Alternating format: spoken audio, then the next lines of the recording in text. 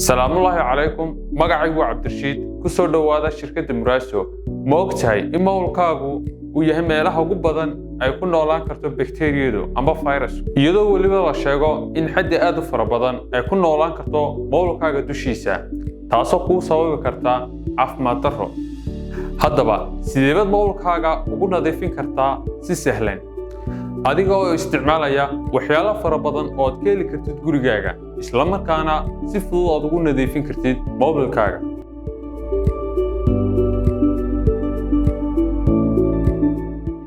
shayga koobaad aad gurigaaga ka heli kartid si aad mawlkaaga ugu nadiifisid waa tuwaalkan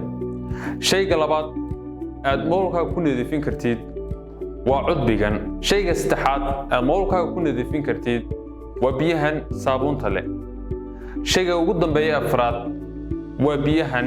kuwaasoo aad in yar aad yara kuleelisid isla markaana si fiican kaaga dilaya bakteeriyada haddaba tallaabada koowaad aad qaadaysid si aad mawlkaaga u nadiifisid waa inaad galka ka saartid mawlkaaga marka aad galka saa uga saartid kadib waa inaad mawlkaaga baktisaa si aad u nadiifisid haddaba shayga koowaad aynu ugu horraysin doono waa galka mawlkeena si haddaba aynu nadiifno waxaa soo qaadi doontaa waa tuwaalkii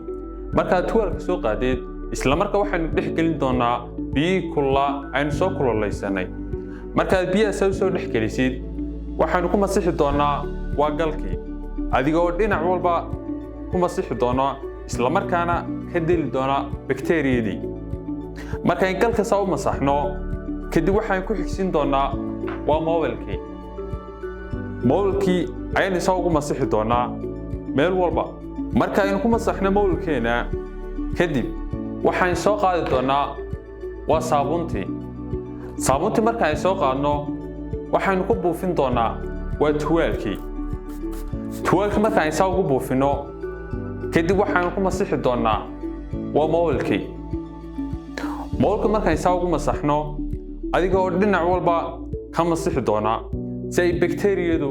uga dhimato haddaba tuwaalka marka aad si fiican ugu masaxdid mawlkaaga waxaan ku xigsiin doonaa waa dhukaygan adiga oo dhukaygan u isticmaali doonaa inaad ku nadiifisid meelaha daldaloola ee mawlkaaga xagga jaajarka iyo sidoo kale xagga laga geliyo mawlkaaga muujka haddaba si aynu u nadiifno waxaad samayn doontaa dhukaygii ayaad ku nadiifin doontaa xaggii laga jaajargaraynayay mawlkaaga markaa saa aad ugu nadiifisid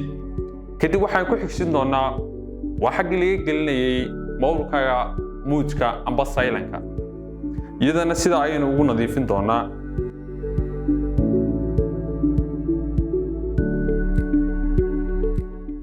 si fiican ayuu kaaga soo saarayaa meel walba uu kaaga jiray uskagu haddaba mawlkeeni sidaas ayuu hadda nadiif inoogu yahay laakiin waxaa shardiya inaad qamcahaaga soo maydhid inta aanad bilaabin nadiifinta mawlkaaga isla markaana waa inaad marka aad mawlkaaga nadiifinta aad dhamaysid kadib aad soo farxalaataa